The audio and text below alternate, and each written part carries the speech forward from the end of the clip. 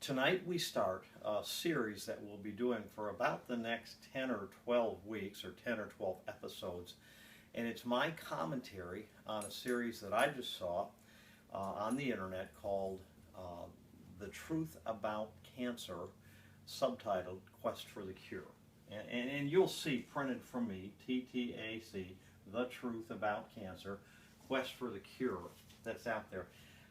The reason I'm bringing you the commentary is it's one of the most enlightening things that I've ever seen on cancer and preventing cancer and maybe even curing cancer, but it's also one of the best things that I've ever seen on health, on wellness, on life. And the reason I'm bringing you the commentary is during the course of these 10 or 12 episodes that I do, you'll hear words like build the immune system, or eat real food, or detox, or hydrate your cells, or the best source of vitamin D is to get out in the sunlight.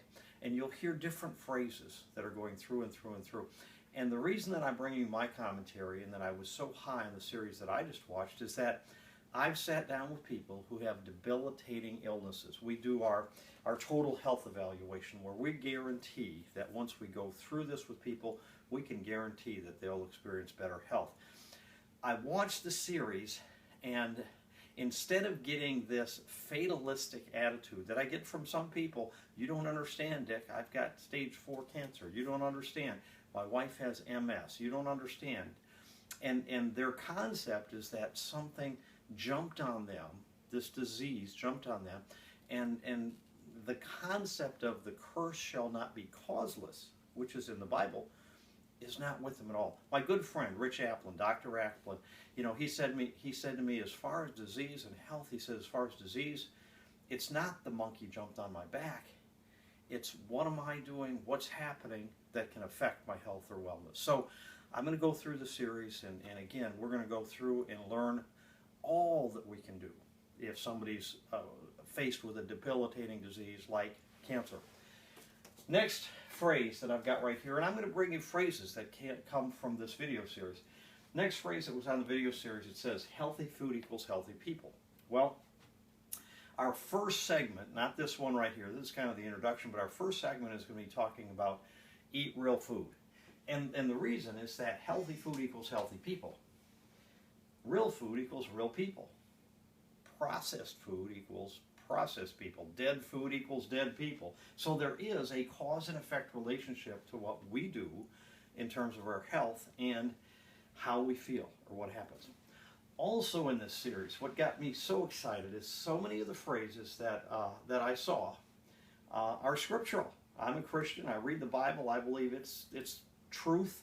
And so many of the things that it said just came right out of the Bible. And he said, let there be light, and there's light. And you realize that a healthy cell has light in it. So anyway, there are a lot of things that came from the Bible. The last phrase that I'm going to leave with you before we start our first session, which I'll do tomorrow, called Eat Real Food, is if it doesn't make sense, it's nonsense. And I sit down with people, and sometimes they'll say, so-and-so told me to do this, or I should take this medication, or I should do this. And I said, does that make sense? Is that all you can do? Are you working to build your immune system, or get the exercise, or get the sunlight that your body needs? And a lot of times they go, no, I'm not doing any of that. And so as we go through this, and I talk about detoxing the body, or building the immune system, or hydrating your cells, or getting rid of environmental toxins, then while I'm doing that, I want you to ask yourself, if it doesn't make sense, it's nonsense. And I'm going to have you ask yourself one question before we start the first segment on Eat Real Food. In this video series, it says that Americans who are experiencing cancer at unbelievable rates, Americans' diets, their caloric intake, the average American, is 95% processed food. Now, if the average American's caloric intake, it comes 95% from processed food, do you think that would yield a healthy person? So with that, that's my introduction on the truth about cancer, a quest for the cure, and tomorrow we'll have our first session called Eat Real Food.